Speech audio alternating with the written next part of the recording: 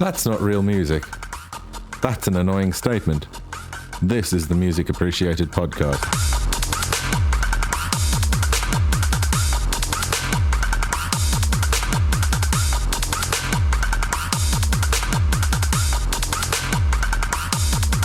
Like I've been saying, it's okay not to like certain types of music, but to discount it altogether is stupid.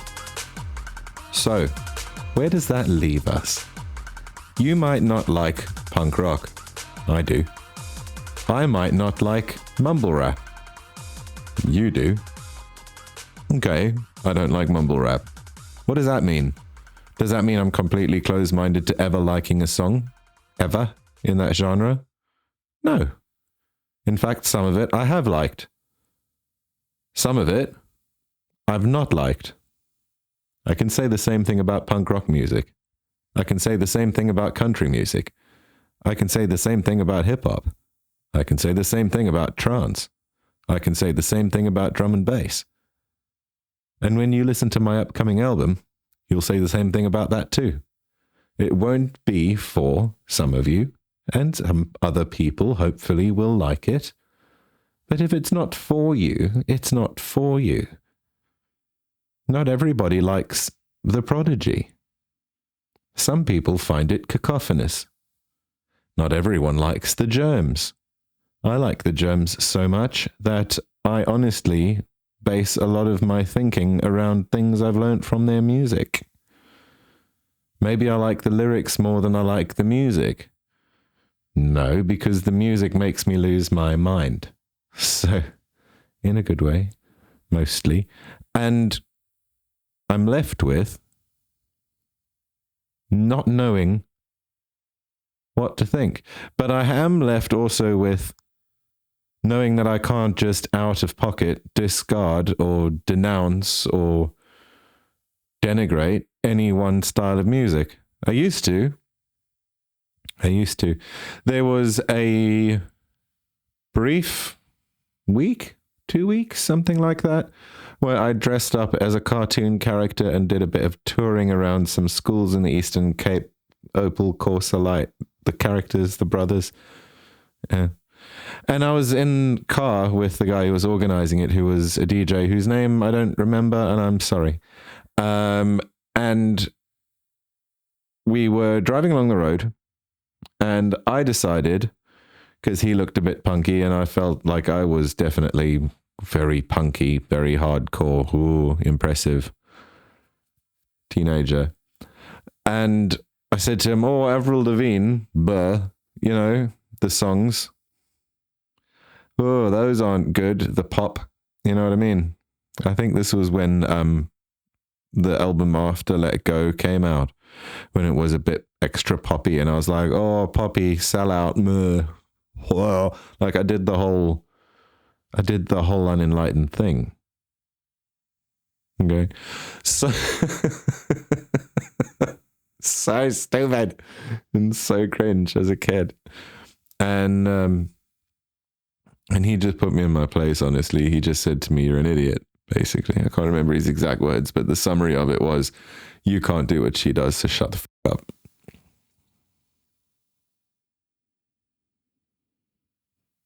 Good point. Well made. We'll shut up, you know? And I think about that karmic signature now that I'm about to release an album of my own.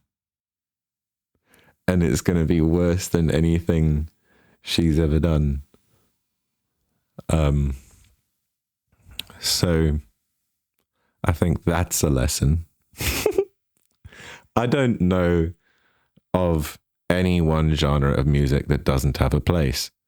And that's a little bit what I've tried to show in my first album. It's going to be quite discordant, odds on, from a vocal standpoint at least, because some songs are quite different to others. There are things that tie them all together, but I'm trying to express myself and express myself thoroughly. And in doing so, I need to use certain sounds, because remember, all vocals are just sounds. They're just shaped noise, right? So I'm shaping noise in a way that feels authentic to what I'm trying to say in the damn song. which leaves me with having to be quite open-minded, you know, because look, I opened this saying that I don't like mumble rap, but I have used elements of it in my upcoming album because thematically it's correct. It's cinematically correct, if you know what I mean. Like if you were to direct it and you wanted to get a certain feeling across, that's the way you'd do it. And it's not like I'm sitting there going, oh, how would I get this across? How do I direct my own emotions? I'm literally just doing it the way it feels, right? Which is the alarming thing for me, because I have to be that honest, which, like, you know, which is good, and like obviously be honest, but you know, being that honest, it's a bit like, okay. And obviously, like, there's lines with like poetic license, and there's lines like where there's stories and stories from other people's lives that I've come into contact with, and people that have affected my life. And, you know, these things are all in there. And some people are going to hate it. Some people are going to hate it so much. So many people are going to hate it, a vast amount. But I'm doing it because it's what's authentic to me in the moment when I'm making it and what I'm firing through in my head.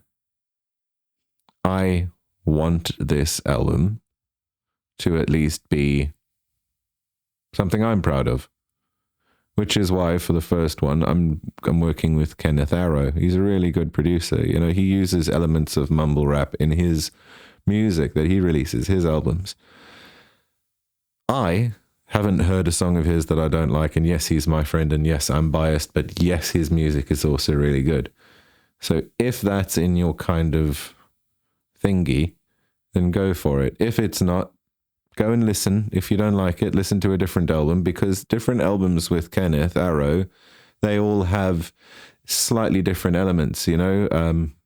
Some of them are remarkably different. He's got quite an angry little dubstep album in there too, which is definitely worth a listen, you know, on a Monday, Tuesday, Wednesday, or Friday, or Sunday. I can also recommend it on all the other days. I think that you need to go and listen to that collection of music that Kenneth has put out before you listen to mine when it comes out. So start now, because he's prolific. Also follow him on socials, because his eye for imagery is quite astonishing as well. So interesting, well-rounded creator to keep an eye out for. I'm very much a believer in authenticity in music. If all things sounded the same, our range of emotion would be limited.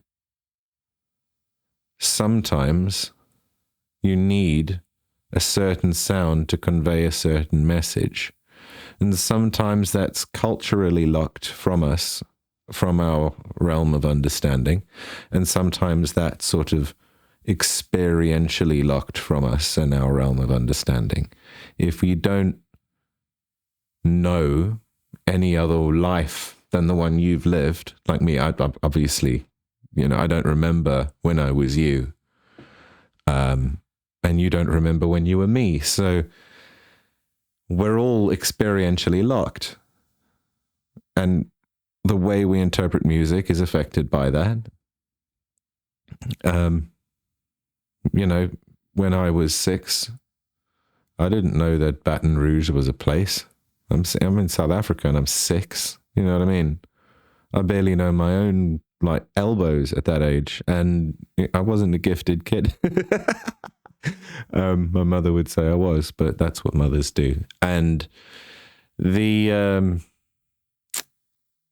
gist of it was, when I got older, shit, okay, Baton Rouge is a place.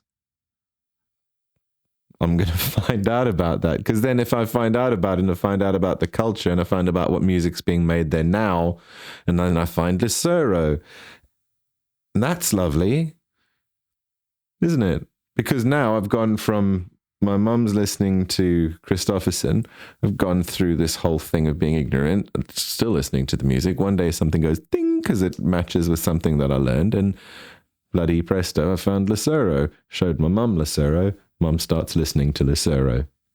You know, music spreads through all things that influence it. The geography of where it was made, you know, the time of year it was made, everything spreads through its own medium, and all of those things influence it. I find that fascinating. I find that something that I can just rabbit hole, wormhole down endlessly. That's my sort of, I'm going to say something fart sniffy now because I don't know a better way to say it. It's going to be very San Francisco, what I'm about to say. It's an intellectual brainworm.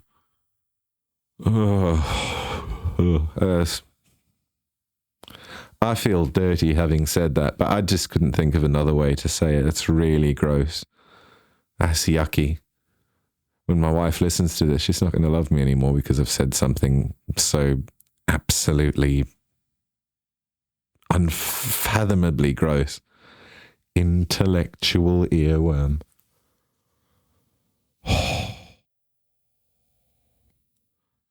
I can't begin to tell you the disappointment I feel in myself for saying that, but I just can't think of another way to say it. It is, though. It sits in my head, and I'm constantly thinking about how music is filtered. How the hell is my music going to be filtered? Do you know how horrifying that is? Do you know how horrifying that is? Release an album that's honest and like vulnerable and things. Kenneth Arrow does that. It's not comfortable.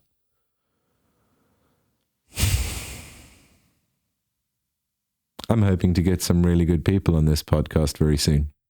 There's going to be more artists, more people like Takura Terry and Manu Bande, more people like this. I'm not going to tell you now who they are. Don't know why I said that like that. I think I was trying not to hiccup. But this podcast's a mess. But I think that's kind of also good. I'll tie that into the thought process next time because I don't want to bore you with it now. But tell me in the comments if your friends have a band. I want to talk to them. If they're in Beirut, we can do it via Zoom. Wherever they are, it's fine. Tell me about your friends in bands. And listen, I need my listeners in Europe to do me a favor. We need to find a band. Yes? Saw them in Munich, happened across them in the street, and came around the corner, and there was this absolute, like, this band. And I want to talk to them because they're amazing. And if they don't speak English, we'll deal with that. We'll use AI. We'll do some thing. But Butticles. What's very important. Ooh, I've just had a good idea. How would you feel about if they, because this is a video podcast, if I ask them questions in English, then they could translate it into their language. They could answer in their language, and I could have subtitles for the language that isn't being spoken at the time. That's clever. I like that. I think I might do it that way. Would you like that? Would you find that annoying? I don't know, because I'm not you, so you'll have to tell me. This is what my friends have to deal with, by the way. This. I'm sure they'll tell you this is very much what I'm like when I'm relaxed and around them. Which must mean that I'm getting more relaxed in front of the camera and microphone, which is nice. Anyway, your homework, should you choose to accept it, is to go and listen to Kenneth Arrow's music. I will link it in the description. He's very good. I highly recommend the lad. Before I started recording this podcast, I was listening to The Fades. The Fades are dynamic rock group, punk rock from London.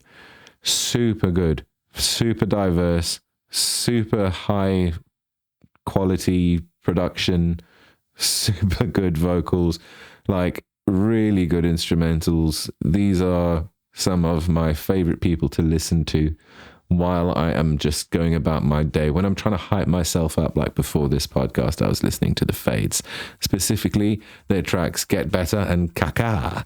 Go and listen to them. Do yourself a favor. Kenneth Arrow and The Fades. I'm going to link them in the description. I just love them to bits. They haven't sponsored this, haven't asked me to say this. I just like them, and I'm going to talk about them because I do. Okay, link me with your favorite bands. Help me find that band from Munich. I threw up their picture. Here it is again. They're called Lizniak Band. I'm not entirely sure if I'm pronouncing that correctly, but I really love them. And if I can find them online, or where they are, or what they're doing, or that would be really cool. All right. I'm going to love you and leave you, and I'm going to go and probably sleep after I've edited this.